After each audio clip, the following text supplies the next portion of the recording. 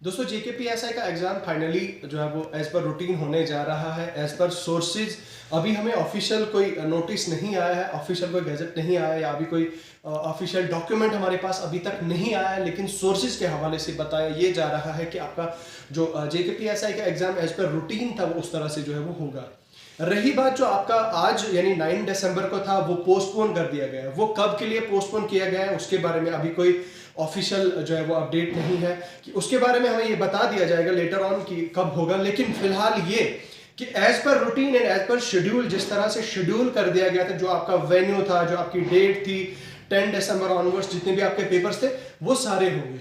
ठीक है, मैंने आपसे पहले भी कहा था, मैंने सुबह भी एक वीडियो अपलोड करी थी, कल रात को भी एक वीडियो अपलोड करी थी and my message was clear that एक फौजी को जो है वो अपनी जंग से मतलब होता है, अपनी हथियार से मतलब होता है। ठीक है, सो थ्रो द फौजी रेफरेंस मेरा कहने का मतलब यही था कि भाई हम एस्पिरेंट्स हैं, वी आर एस्पिरेंट्स एंड हम एस्पिरेंट्स को जो है अपनी पढ़ाई या अपनी तैयारी के साथ मतलब होना चाहिए। हमें ये चीज़ें जो है वो इफेक्ट नहीं करनी चाहिए। मैं आपको बता दूं दोस्तों, आप जानते हैं कि जो टॉपर्स होते हैं, टॉप 10 मतलब टॉप 10 वाले जो टॉपर्स होते हैं ना, 10% 5 से 10% वाले लोग होते हैं, पता है वो क्या करते हैं? वो आप और मेरी तरह डिस्ट्रैक्ट नहीं होते हैं, वो डिस्टर्ब नहीं होते हैं। वो जब कोई न्यूज़ ऐसे सुनते हैं कि भाई स्कैम हो गया, फ्रॉड हो गया, ये हो गया, वो हो गया, उनको वो चीज़ फर्क ही नहीं पड़ती है। वेरी ऑनेस्टली स्पीकिंग दोस्तों, उनको उस चीज़ से कोई फर्क ही नहीं पड़ता। जो टॉप लिस्ट में टॉपर्स होते हैं वो अपना कॉन्सिस्टेंटली अपना फोकस बनाए रहते हैं, उनका फोकस बने रहता है, तभी तो वो टॉपर्स कहलाते हैं, तभी तो वो एग्जाम में टॉप करते हैं। यही रीजन है दोस्तों। तो मेरे कहने का मतलब यही है कि जो टॉपर्स होते हैं, टॉपर्स की स्ट्रेटेजी ही अलग होती है। टॉपर्स जो है वो इन चीजों को सीरियसली नहीं लेते। टॉपर्स अपनी स्टडीज को इफेक्ट नहीं होने देते एट एनी कॉस्ट। अब आप और मैं अगर कोई न्यूज सुनते हैं, डिस्ट्रैक्ट हो जाते हैं, डिस्टर्ब हो जाते हैं, कोई एंजॉय करने लग जाता है, कोई डांस करने लग जाता है, कोई बताता है कि नहीं यार पेपर तो चला गया यार। हालांकि मैंने कल भी आपको वीडियो में कहा था कि भाई साहब लेट्स वेट, क्योंकि एक काइंड ऑफ वो डिस्टर्बेंस क्रिएट हो गई थी। ऑफकोर्स ये डिस्टर्बिंग था।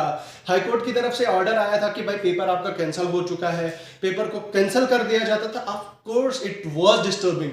उसके बाद मैंने आप सभी लोगों से रिक्वेस्ट की अपने टेलीग्राम चैनल के माध्यम से, अपने टेलीग्राम चैनल के थ्रू मैंने आपसे कहा कि भाई साहब हमें वेट करना चाहिए जेकेएसएसबी क्या रिस्पॉन्ड करती है, जेकेएसएसबी के रिस्पॉन्स की तरफ हमें वेट करना चाहिए, जेकेएसएसबी क्या इस चीज का रिप्लाई देती है। We have to wait for that. उसके बाद चंद लम्हों के बाद हमने देखा कि जेकेएसएसबी की तरफ से एक ऑफिशियल अपडेट आया, वो ये कि आपका जो आज का 9 दिसंबर का पेपर था उसको पोस्टपोन कर दिया जाता है। ठीक है, तो ये चीजें जो है वो आइंदा के लिए भी आप मेरे दोस्तों याद रखिएगा कि आइंदा के लिए भी अगर कोई ऐसी चीज होती है आपकी during the phase of preparation, तो अगर ये चीजें होती हैं तो खुद को उस चीज से इफेक्ट ना होने दीजिए। मेरा क्लियर मैसेज है। मेरा यहाँ पे कोई कुछ गेन करने का मकसद नहीं, कोई पैसे कमाने का मकसद नहीं है।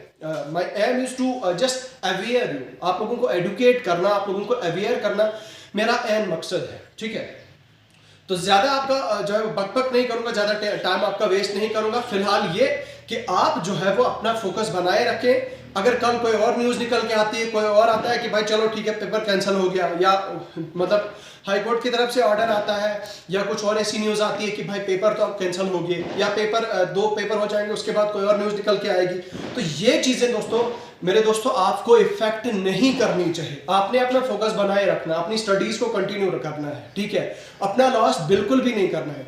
अभी का एक एक मिनट, एक एक सेकंड आपका बहुत ज्यादा प्रीशियस है। ठीक है, उसको सेव करें, इसको कोशिश करें जो है वो यूटिलाइज करने की, बेटर यूटिलाइज करने की, जो आपका टाइम है अभी का। ठीक है, तो मेरी आपसे विनती है, मेरी आपसे रिक्वेस्ट है कि please don't get distracted any time. कभी भी जो है वो लाइफ में आज के बाद भी सबक याद मेरा रखना कि एक ब्रदर होने के नाते, एक भाई होने के नाते सजेस्ट करूंगा कि आज के बाद जो है वो किसी भी तरह का कोई मैसेज, किसी भी तरह का कोई जो है वो ऑर्डर आपको डिस्ट्रैक्ट नहीं करना चाहिए। आपकी जो विल पावर है, आपकी कंसिस्टेंसी, आपका जो डिसिप्लिन है आपका पढ़ने का, वही चीज आपको अपनी मंजिल तक ले जा सकती है। ठीक है, वही चीज आपको मासेस से डिफरेंट बनाती है। ठीक है, कहने का मतलब यह है कि अगर भाई 10-15 बंदे हैं, 15 लोग हैं, और 15 लोग कोई न्यूज सुनते हैं और उसके बाद डिस्ट्रैक्ट हो जाते हैं, डिस्टर्ब हो जाते हैं, फिर वो नाचना लग जाते हैं, लेकिन उनमें से 15 में से जो 2-3 बंदे होते हैं ना, उनको कोई फर्क ही नहीं पड़ता है, लिटरली कोई फर्क नहीं पड़ता है। तो वैसा बनना है। ठीक है, पेपर 5 महीने के बाद हो, 6 महीने के बाद हो, 8 महीने 10 महीने के बाद हो, होने दो, कोई दिक्कत नहीं भाई। आपका क्या जाएगा? लिटरली मतलब आपको तो टाइम, हाँ, for the time being stress आती है। इस चीज को मैं बड़ी अच्छी तरह से समझता हूँ, deeply I understand this, because of course I am also an aspirant. But कहने का मतलब ये है कि ये चीजें जो है वो स्ट्रेस आती हैं, ये चीजें आती, these are part of life, ठीक है, these are part of the life of an aspirant, ठीक है।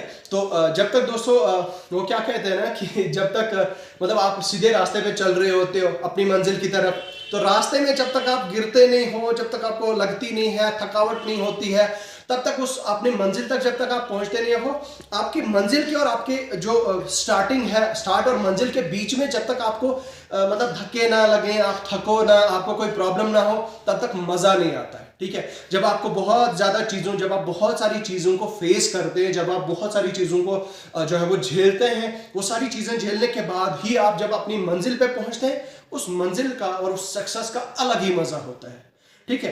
तो फिलहाल मेरा यही आपसे ओपिनियन है कि आप लगे रहें, आप अपनी कंटिन्यू करते रहें तैयारी। I wish all the very best from the core of my heart to each and every one of you.